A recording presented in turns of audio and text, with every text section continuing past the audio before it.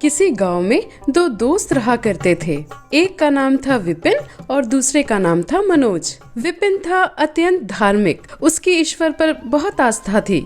उसका विश्वास था कि भगवान के आशीर्वाद से सब कुछ संभव है, इसलिए वह खुद कोई काम नहीं करता था, परंतु ईश्वर से सदैव प्रार्थना करता रहता। दूसरी तरफ मनोज था अत्यंत मेहनती, दिन रात एक करके बहुत मेहनत करता रहता। खुद के लिए उसका विश्वास कर्म पर था। ऐसे ही एक दिन दोनों दोस्तों ने मिलकर सोचा क्यों ना खुद का कोई व्यवसाय या फिर खुद के द्वारा किया कोई काम शुरू करें।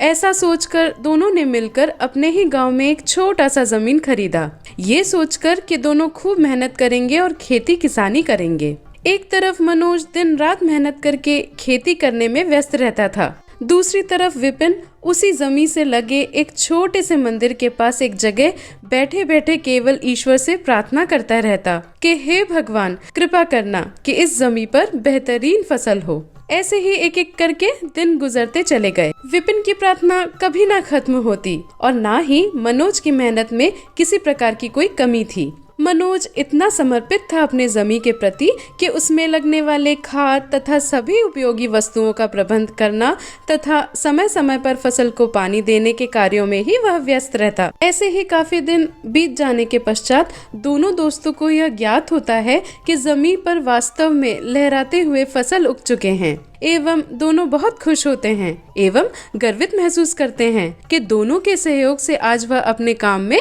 सफल हो पाए हैं। इसके बाद दोनों आपस में विचार विमर्श करते हुए कहते हैं, जैसा कि फसल का उगाव अच्छा हुआ है, क्यों न हम शहर जाएं और इसे बेच आएं। ये कहकर दोनों ने एक दिन तय किया और जब वह दिन निकट आया, दोनों मिलकर फसल बेचने के उद्देश्य से रवाना होते हैं एवं हम ये देख पाते हैं कि उन्हें शहर से वापस लौटते शाम हो जाती है और वह अच्छी मात्रा में धन कमाकर लौट रहे होते हैं। ऐसे ही विपिन, जो कि धार्मिक होता है, मनोज से कहता है, मनोज, यह मेरी प्रार्थना का ही फल है जो आज हमने इतनी बड़ी धनराशि प्राप्त की है। अब वक्त आ चुका है उसे बराबर भागों में बांटने का। इसके बाद हम निश्चिंत होकर घर जा सकते हैं। जैसे कि मैंने भगवान से यह प्रार्थना की थी कि वह कृपा करे ताकि हमारी हरी भरी और लहराती हुई फसल हो, एवं भगवान ने मेरी प्रार्थना स्वीकार भी कर ली। इस कारणवश मुझे ऐसा लगता है कि मेरे भाग का प्रतिशत कुछ ज्यादा होना उचित होगा। ये सुनकर मनोज को आश्चर्य हुआ। वह बोला, नहीं मित्र, ये कहना गलत होगा, क्योंकि पूरे दिन अपनी मेहनत, लगन और कठिन परिश्रम से मैंने अनाज बोया, खाद और खनिज का प्रबंध किया एवं समय समय पर फसलों को पानी भी दिया, उसे सींचा, अतः मेरा भाग अधिक होना उचित है। इसी बात पर दोनों का विवाद होता है एवं आपस में मनमुटाव हो जाता है। तब दोनों ये सुनिश्चित करते हैं कि उन्हें गांव के एक प्रधान के पास जाना चाहिए और इस समस्या का समाधान उन्हीं से पूछना चाहिए। इसी तरह दोनों पहुंचते हैं गांव के सरपंच के पास।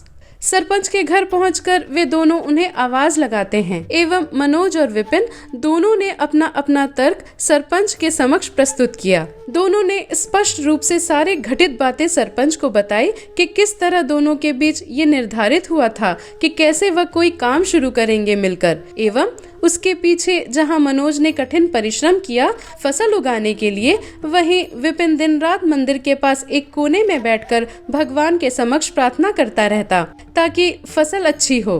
अब जबकि शहर से हम कुछ धन अर्जित कर पाए हैं, तो सरपंच महोदय, आप ही बताएं कि किसका भाग अधिक होना चाहिए। सरपंच थोड़ा रुककर सोचने लगते हैं एवं दोनों को कुछ देर प्रतीक्षा करने को कहते हैं। तब वह भीतर जाकर भारी भारी 2 बोरी चावल लेकर बाहर आते हैं एवं दोनों से कहते हैं, ये लो, दोनों एक एक बोरी चावल को लेकर घर जाओ। तुम्हारी जानकारी के लिए मैं ये बताना चाहूँगा कि इसमें काफी भारी मात्रा में कंकड़ पत्थर उपस्थित होंगे एवं तुम दोनों में से जो पहले कंकड़ पत्थर को बीनकर साफ सुथरे चावल लेकर मेरे पास सर्वप्रथम पहुँचेगा, मेरे अनुसार वही धन के अधिक भाग को पाने के लिए उपयुक्त होगा। और यह निश्चय मैं इस प्रकार करूँगा कि दोनों के हिस्से के चावल को पकाकर देखूंगा। मनोज और विपिन दोनों ने इस बात पर सहमति जताई एवं अपनी अपनी बोरी लेकर घर को चल दिए। घर पहुंचकर मनोज, जो बहुत परिश्रमी था, वह कंकड़ पत्थर को चावल से अलग करने के कार्य में जुट जाता है। वहीं दूसरी तरफ विपिन, जो कि धार्मिक मनोवृत्ति का था, उसने चावल की बोरी को भगवान के सन्मुख रखा एवं प्रार्थना करने लगा कि हे ईश्वर, कृपा करके इस चावल की बोरी में से कंकड़ पत्थर को अलग कर दे। ऐसा करते हुए रात गुजर जाती है। सुबह हम ये देख पाते हैं कि विपिन और मनोज अपनी अपनी बोरी लेकर सरपंच के घर पहुंचते हैं एवं उनसे कहते हैं, महोदय, आपके कहे अनुसार हम चावल की बोरी ले आए हैं। अब आप अपने कहे अनुसार चावल पकाएं और पका कर देखें और ये सुनिश्चित करें कि किसके हिस्से के चावल उचित तरह से साफ हुए हैं एवं किस चावल की बोरी में कंकड़ पत्थर कम है अथवा नहीं है। कृपा कर आप अपना फैसला सुनाएं। चावल पकने की प्रक्रिया के दौरान यह देखने में आता है कि दोनों बोरियों के आसपास एक व्यक्ति होता है जो दो अलग अलग जगह चावल पका रहा होता है एवं चावल पक जाने के बाद एक बड़ी सी थाली में दोनों के हिस्से के चावल को परोसा जाता है, जिस पर विपिन के हिस्से के चावल में भर भर के कंकड़ पत्थर होते हैं और दूसरी तरफ मनोज के हिस्से के चावल साफ सुथरे एवं कंकड़ पत्थर रहित होते हैं। यह देखकर विपिन आश्चर्यचकित होता है और सोच में पड़ जाता है कि ये कैसे संभव हुआ। उसके बाद सरपंच विपिन से कहते हैं, सुनो विपिन, वास्तव में कर्म ही है सच्चा धर्म। तुम अपने कर्म के द्वारा ही ईश्वर की प्राप्ति कर सकते हो। हाँ, ईश्वर जरूर है एवं हमारी प्रार्थना स्वीकार भी अवश्य करते हैं और हमसे स्नेह रखते हैं, परंतु इसका मतलब ये बिल्कुल नहीं है कि तुम बिना कुछ कर्म किए केवल प्रार्थना ही करोगे। ईश्वर तुम्हारी प्रार्थना तभी सुनेंगे जब तुम कोई अच्छा कर्म करके उनके समक्ष जाओगे और उचित परिणाम की प्रार्थना करोगे। इसलिए खुद के लिए, परिवार के लिए परिश्रम करना सीखो, तब देखना तुम्हारी हर प्रार्थना सुनी जाएगी।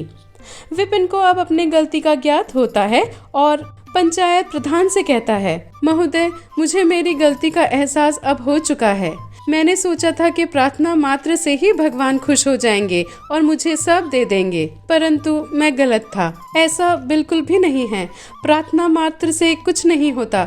मुझे परिश्रम के साथ अच्छा कर्म करना भी अनिवार्य है, तभी मैं कुछ अर्जित कर सकता हूँ। भगवान कर्म के माध्यम से ही मेरी प्रार्थना स्वीकार करेंगे। मैं अब से बेहद बेहद परिश्रम करूँगा एवं अपना और अपने परिवार का ख्याल रखूंगा। तो ये थी हमारी आज की कहानी। आशा करते हैं कि कहानी अच्छी लगी होगी आपको। जो अच्छी लगी हो तो लाइक जरूर करें और चाहते हैं ये संदेश दूसरों तक पहुंचाना तो शेयर करें और आगे भी ऐसी कहानियां सुनते रहने के लिए चैनल को सब्सक्राइब करना ना भूलें।